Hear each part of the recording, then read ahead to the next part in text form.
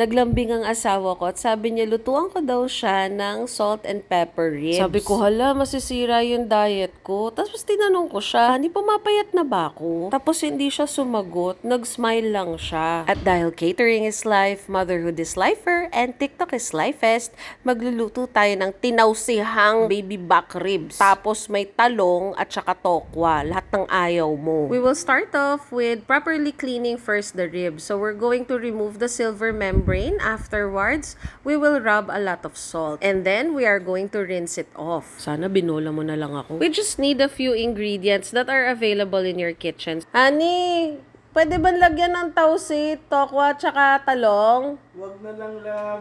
Okay. So we're going to use talong, luya, sibuyas, bawang, at saka tausi. Gagamit tayo ng tausi. Tsaka tokwa. Ayos ng tanong ko eh. Ayan. So i-chop na natin lahat ng ingredients na gagamitin natin. So what's great about this recipe is we're not going to use ingredients na mahirap hanapin or gagamitin lang isang beses. So parang nakastock lang ng matagal. Wala tayong shaoxing wine. Wala rin tayo rice wine vinegar. Wala rin lambing. Kaya lalagyan natin ng tausi. Pero masarap yan mga kamare-chef. Okay, so habang inaantay natin uminit yung ulo ko, ay yung pan, maghihiwa na tayo ng ribs. Maganda talagang gagamitin mo dito yung maliliit or maiikli na ribs gaya ng baby back ribs or pwede rin namang spare ribs. So titimplahan na natin yung water ng allspice, your regular toyo, lagyan ng maraming laurel. Kapag nag-boil na, ilagay na natin yung mga riblets and then tatakpan na natin yung emosyon natin. Tutuyuan natin ng konti yung love life, ay yung riblets para pumasok yung flavor. And then we're going to add another cup of water. Turn down the heat and let your emotions boil down for 30 minutes until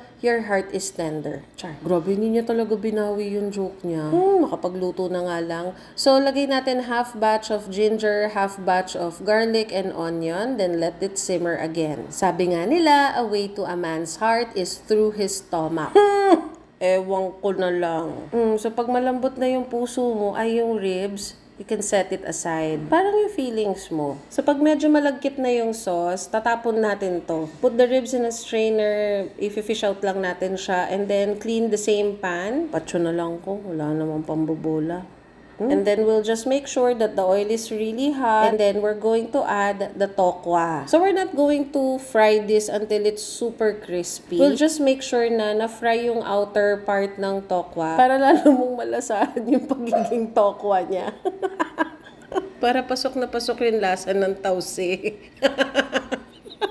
While we are waiting for the tokwa to fry, we're going to coat the ribs with egg. And then when it's evenly coated, we're going to drench the riblets in flour. So technically speaking, para ka pa rin gumagawa ng salt and pepper ribs. But the twist here is inadobo muna natin yung riblets sa 5-spice, toyo, luya, bawang, at saka sibuyas. Ang ribs kasi, I don't know if you noticed ha, pero meron siyang certain na lansa. So once the boiled ribs are already evenly coated, we can now strain off the tokwa from the oil because we're going to use the same oil for frying. Basic na basic lang to mga kamare-chef. Kung may budget ka para sa maraming oil and you're cooking a bigger batch, then you can use more oil para deep fry siya. Pero for me, shallow frying lang. Napalambot naman na natin yung ribs. Ang importante lang naman is ma-crisp up natin. Dito ngayon kakapit lahat ng flavor ng sauce na gagawin natin later on. So once they're all crispy, set it aside again together with the tokwa, and now we're going to fry the eggplant. Ito namang eggplant, mas gusto ko siyang tostado or medyo crunchy